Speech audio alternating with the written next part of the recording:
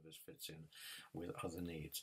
So working within partnerships and forums can be seen as an expression of the learning and inquiry model. But it also takes us into the next area that we need to look at, which is the development of more integrated pathways, the more systemic approach to managing these, not so much, or not solely in individual cases, but rather looking at how the system itself, the overall pathways in a service, can be better constructed. System brokerage, the kind of thing that some of the Golden Key and Fulfilling Lives programs are doing, is very much an expression of this, which is why I put it there, as you can see. And I'd use the term pie of pathways to describe this attempt to get a better informed approach. But what I'm looking for, and what I've been looking for a long time, is a word, a phrase that can cover both working within the built environment to create the kind of interactions that we would find constructive and engaging, and also how you can use the same skills and thinking outside of the building that you own and manage. And that takes us into one of the most complicated areas to try and describe, but I've come up with, in the end, the term spaces of interaction, or interaction spaces. Spaces rather than places, because I'd like to emphasise that this is about the opportunities that we make rather than just the venues. So it's the openness of the space, of the psychological space perhaps, as much as the physical space.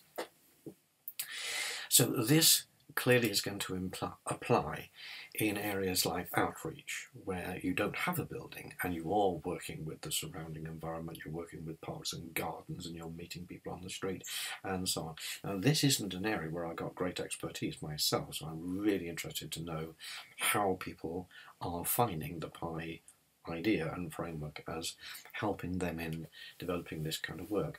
But certainly when we're looking at things like move-on support and ongoing support, and how the Housing First model encourages to shorten to reduce as much as possible the number of hurdles and jumps that people have to pass through to move from the street to relatively independent living, whatever degree of independent living they are able to manage. And the clubhouse column cluster approach is a really nice way of getting that kind of flexibility, different degrees of involvement in a service, with the consistency and support of a unit which is local and which can help people to, which can be available to members of the wider network. I've also included here pre-treatment principles. I could have put them under psychological model or psychological approach, but pre-treatment principles are particularly looking at the way we work with the outreach community, and particularly the pre-contemplative clients. So I've put it here, although there's a touch of arbitrariness in that. Most of these things touch on other areas of work. That's the whole point about it being an integrated and holistic approach. We had talked a lot in the original documents in 2010 and 2012 about the way buildings themselves can be used, and to some extent the social environment, as creating social spaces, interaction spaces.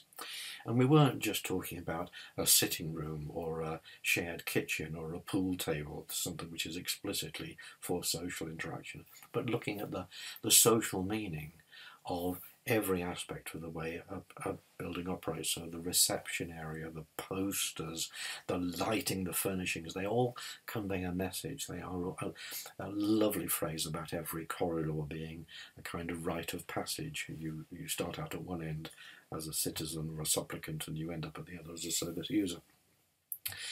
And there's a whole string of other areas. Francesca's comment about using her car as a psychologically informed environment. Other people have talked about seeing clients in coffee bars or in the park. I think there's a question as to where animals fit into this. They're not exactly members of staff, nor are they exactly part of the built environment, but pets and plants. Looking after pets and plants is also a kind of interaction with the environment that is made available within a service. So a little bit ambiguous where that best fits. But what I was after was a phrase that can include both the overall environment, the systems environment, the outreach, the kind of the wild west of the streets, with looking at the way we develop the built environment. And to my mind, spaces of interaction or interaction spaces was the closest I could get to something that puts in ordinary human language the way we develop, create and work with social spaces within the organisation, within the system, within the building, and of course within the relationship. But there's one particular subset or example of those social spaces which is so significant we really need to focus on it, and this is the area around what we'd called managing relationships, but decided that managing was the wrong phrase. To managerial, it sounds like it's something that we are, a bit of social engineering in that term, managing relationships. But we do need to look at what I'm calling here the rules, the roles and the responses, the responsiveness of the organisation. So the 3 R's, quite a nice little handy